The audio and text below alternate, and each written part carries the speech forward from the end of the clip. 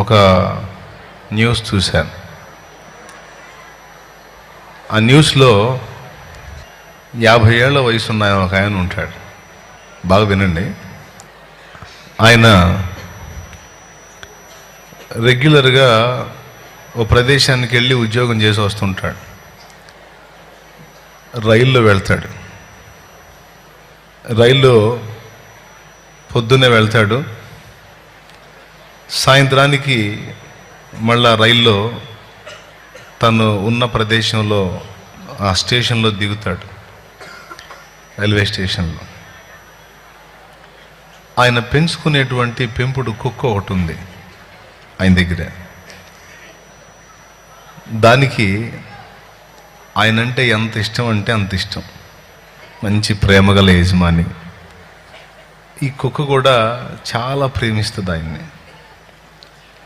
ఆయన పొద్దున్నే జాబుకు బయలుదేరి వెళ్తూ ఉంటే ఆయనతో పాటు వెళ్తుంది స్టేషన్ కాడికి. రియల్గా జరిగిందండి ఇది. కొన్ని సంవత్సరాల క్రితం నేను న్యూస్లో చూశాను. ఆయన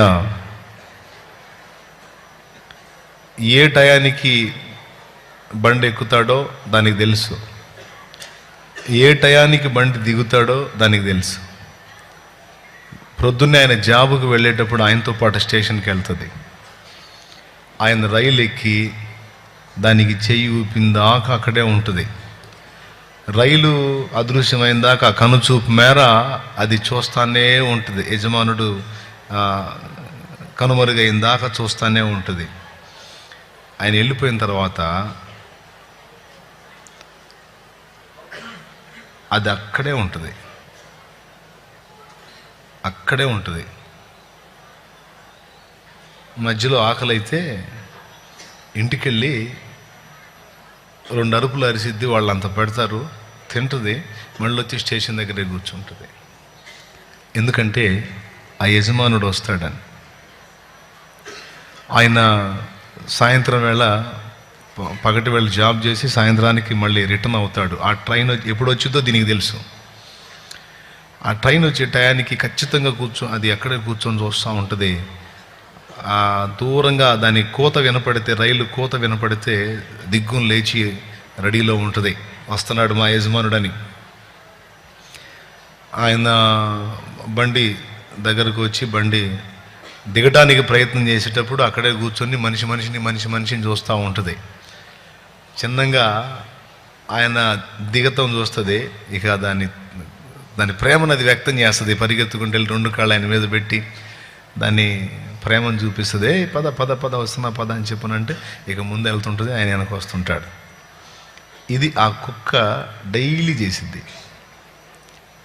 ఓ రోజు ఏం జరిగిద్దంటే, ఆయన రైలు ఎక్కుతాడు ప్రొద్దుటే ఎప్పట్లాగే. ఇది సాగనంపిద్ది, ఆయన వెళ్తాడు. తర్వాత ఆయనకి గుండె బలహీనత వస్తుంది, ఆయన చనిపోతాడు. నిజంగానే జరిగింది ఇది. అది హార్ట్ సమస్య వచ్చింది, అది సివియర్గా వచ్చేస్తుంది. కూర్చున్న దగ్గరే చనిపోతాడు ఆయన.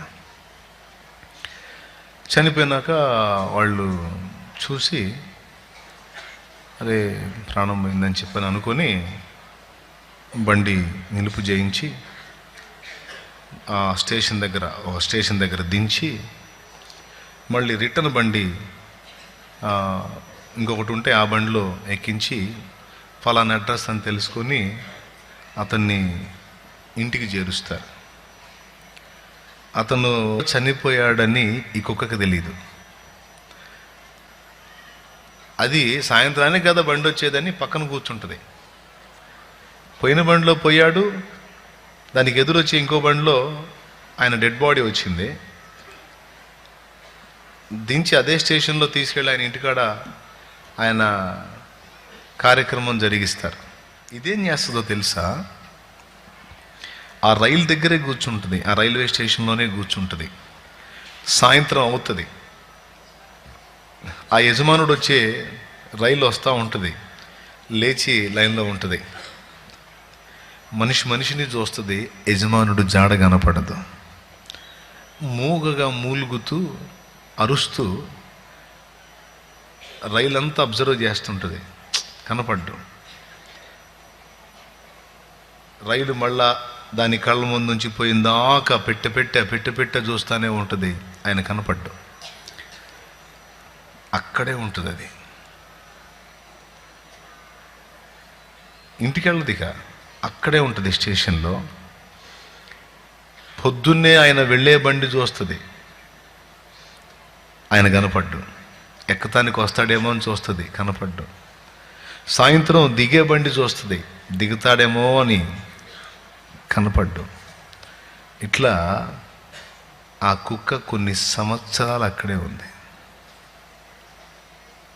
కుక్క నోరు లేనిది, కక్కి తిరిగి తినేది, అసహ్యమైనది, అల్లరిది, ఐక్యత లేనిది కుక్క. ఆ కుక్క దాన్ని మమత ఆ స్టేషన్లో ఉన్న వాళ్ళకి ఆశ్చర్యం కలిగించింది. అది అనుకుంటుంది, నా యజమానుడు ఈరోజు రాలేదు, అక్కడే ఉండిపోయాడేమో, రేపు వస్తాడేమో, ఎల్లుండి వస్తాడేమో, తర్వాత వస్తాడేమో అని చూసి ఏ నాటికైనా నా యజమానుడు వస్తాడని అది పొద్దున్నే రైలు చూస్తుంది, సాయంత్రం ఆయన దిగే రైలు చూస్తుంది. ఆయన చనిపోయాడు, భూస్థాపన అయిపోయింది, నాకు తెలిసి ఆ ఎముకలు కూడా ఆ శరీరం కూడా ఛిద్రమైపోయింది. కానీ కుక్క మాత్రం స్టేషన్ వదిలిపెట్టి రావట్లా.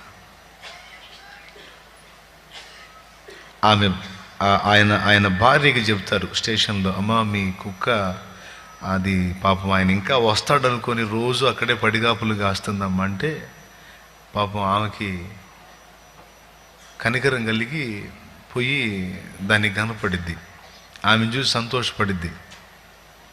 నువ్వు వచ్చావు యజమానుడేడి, ఆయన కనపట్టల్లా, నేను ఇక్కడే కూర్చున్నా ఆయన కోసం, కానీ ఆయన కనపట్ల. ఆమె ఏం చేసిద్ది అంటే, ఆయన చనిపోయిన తర్వాత ఆ ప్రాంతం వదిలి వెళ్ళిపోయింది, వేరే ఊరు వెళ్ళిపోయింది.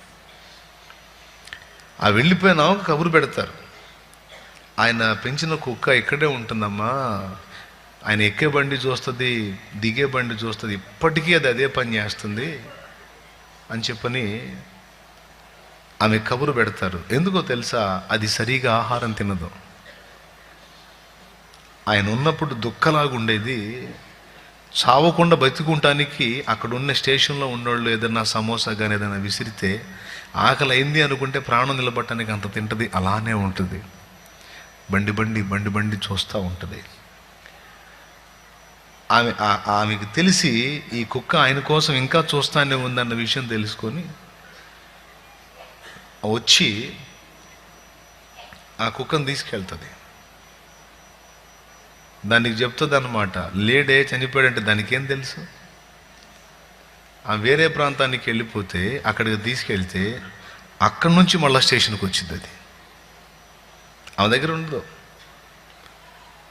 నా యజమానుడు నాకు కనపడలేదు, ఉండవమ్మా అని చెప్పని మళ్ళా స్టేషన్ కాడికి వచ్చి దాని ప్రాణం పోయేంత వరకు ఎక్కే బండి దిగే బండి చూస్తానే దాని యజమానుడు ఎంతకి కనపడినందున తినే ఆహారం కూడా వదిలేసి చివరికి అదే స్టేషన్లో చచ్చిపోద్ది ఆ కుక్క.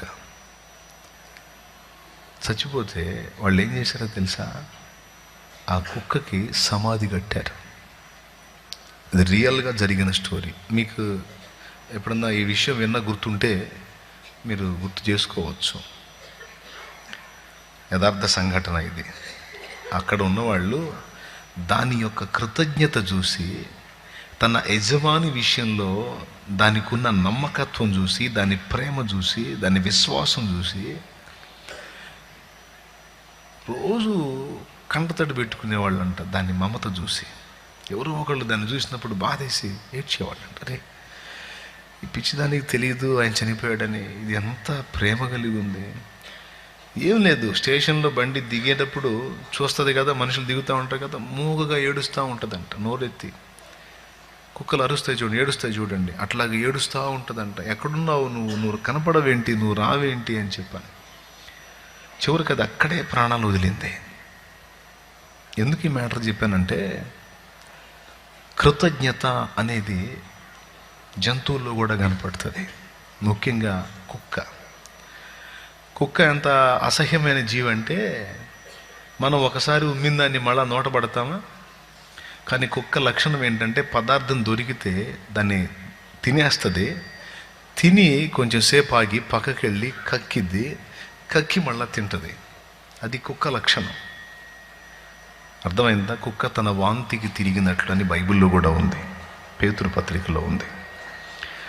అలాంటి కుక్క జ్ఞానము, మనిషికి ఉన్నటువంటి జ్ఞానం లేని కుక్క అంత కృతజ్ఞత ప్రదర్శించి యజమాని ఆగమనాన్ని ఆకాంక్షించి చివరికి ఆ స్టేషన్లోనే పోతే పోయాడులే, కనబడకుండా పోయాడు, ఎందుకులే 4 రోజులు చూసి 5వ రోజు వెళ్ళిపోలే. అది 5వ రోజు వెళ్ళిపోయి ఆ ఇంటికి వెళ్ళిపోయి ఆ ఇంటికాడే అక్కడే కాసుకునేదో అంత ముద్ద తిని, లేకపోతే యజమానురాలు వచ్చి తీసుకెళ్ళినప్పుడైనా సరే వెళ్ళిపోయి అక్కడే ఫిక్స్ అయిపోవాలా, నువ్వు ఉండవామా ఆయన కనపడలేదని. అది పోయి ఎంతకీ ఆయన కనబడినందున ఆ స్టేషన్లోనే అది చచ్చిపోయిందంటే, అది విన్నప్పుడు నాకు చాలా ఆశ్చర్యం. నేను కూడా ఆ స్టోరీ నడుస్తున్నప్పుడు కంట తడి పెట్టుకున్నా. అది మా అన్నయ్య నాకు చూపించాడు, అబ్బాయి ఈ స్టోరీ ఒకసారి చూడు అని. అది చూస్తున్నప్పుడు నేను కన్నీళ్ళు పెట్టుకున్నా. అప్పుడు మా అన్నయ్య అన్నాడు, ఎందుకు చూపించాను తెలుసా నీకు అన్నాడు. తెలుసా అన్న. ఆయన ఏం చెబుతాడంటే, నోరు లేని ఆ కుక్క తనకేదో కొద్ది కాలం ఆహారం పెట్టి పోషించిన యజమానుడికి అంత కృతజ్ఞత చూపించి సంవత్సరాలు స్టేషన్లో ఆయన కోసం పడిగాపులు కాసి చివరికి దాని ప్రాణం కూడా ఆయన కోసం అక్కడే ఆ స్టేషన్ దగ్గరే చచ్చిపోయింది. అది ఏదో అంత అన్నం పెట్టిన యజమానుడికి కుక్క అంత కృతజ్ఞత చూపించి ఆయన కోసం ఎదురు చూపులతో ఆ స్టేషన్లో చనిపోతే, మన కోసం ప్రాణం నిలువునా దారిపోసిన ప్రేమామయునికి ఎంత కృతజ్ఞత చూపించాలో కదా మనం. ఇది మా సంభాషణ. నిజం, మావాడు నేను ఇద్దరం మాట్లాడుకున్నాం.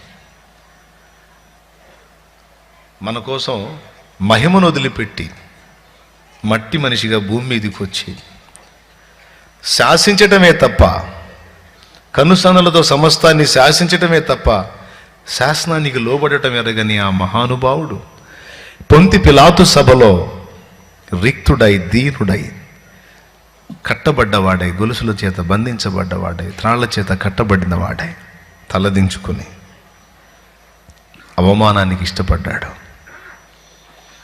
పిలాతు సింహాసనం మీద కూర్చొని, యేసు నేను తలుచుకుంటే నిన్నేమైనా చేయగలను,